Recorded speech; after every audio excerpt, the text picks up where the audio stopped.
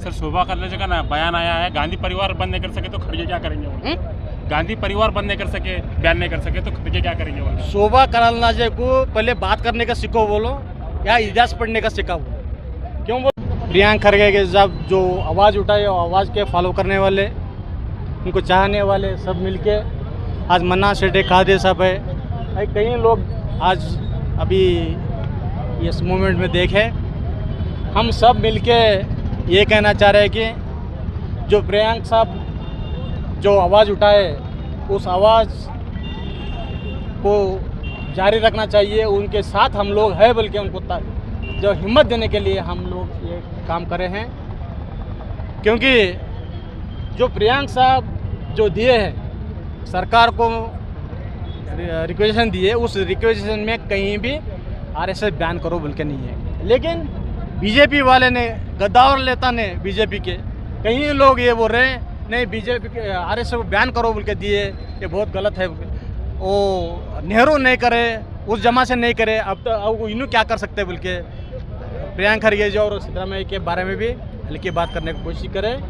मैं बीजेपी के आर अशोक, सीटी रवि और प्रताप सिंह को मैं ये याद दिलाना चाह रहा हूँ, ये इंडिया इंडिपेंडेंट होने के बाद फर्स्ट प्राइम मिनिस्टर और होम मिनिस्टर मिलके जो सरदार पटेल थे, नेहरू प्राइम मिनिस्टर थे, तब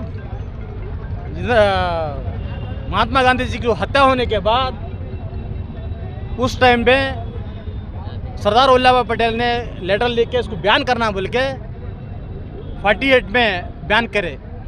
ये बात उनको मालूम है तो वे छुपाना चाह रहे हैं। तो नया क्या बोलते हैं उसको, नया लोगों को, नए बच्चों को मालूम नहीं होना, ये छुपाना बोल के सोच रहे। उसके बाद 1975 में 72 में जब ये इंदिरा गांधी जी थी तब ये बैन हुआ।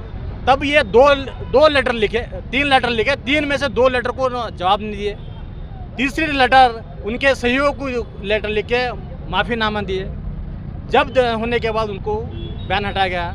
उसके बाद बाबरी मस्जिद इशू में बैन किया गया, पीवी नरसिम्हा राव थे, तब उसके बाद उन्हें और माफ़ीनामा देने के बाद फिर बैन हटाया। ये क्या बैन डालो सो नहीं है क्या?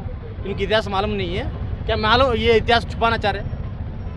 अगर इतिहास मालूम नहीं है तो और एक बार पढ़ो, जाके पिछले के इतिहास पढ़ के आके बोलो, लोगों में आके मुँह के सामने सब माइक है बोलो, जैसा बोलो उसे बात करने का नहीं है। आप भी एक बार मिनिस्टर रहे वाले हैं, अब ये अपोजिशन लीडर है, एक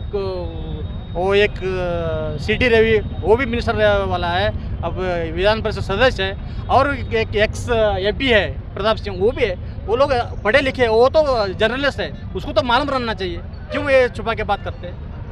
ये बैन करने का कोई बड़ी बात नहीं है, लेकिन ये हमारे कांग्रेस सरकार ये सोच रही कि जहाँ ये सुधरता बल्कि उनको मौका दे रहे। अगर ये नहीं सुधरेंगे तो आने वाले दिनों में ये बैन करना बोल के हम अपील करते हैं। क्योंकि ये हिंदुस्तान में रहना है तो सेकुलर बन के रहना है, कोई इज़म नहीं चलता है यहाँ पे।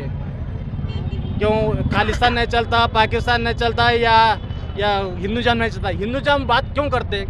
जिस देश में सेकुलर के ऊपर एक संविधान है, डॉक्टर बाबा साहब अम्बेडकर ने दिए हैं, उस संविधान को तो खिलाफ करने के लिए तुम हिंदुज़म बोलते।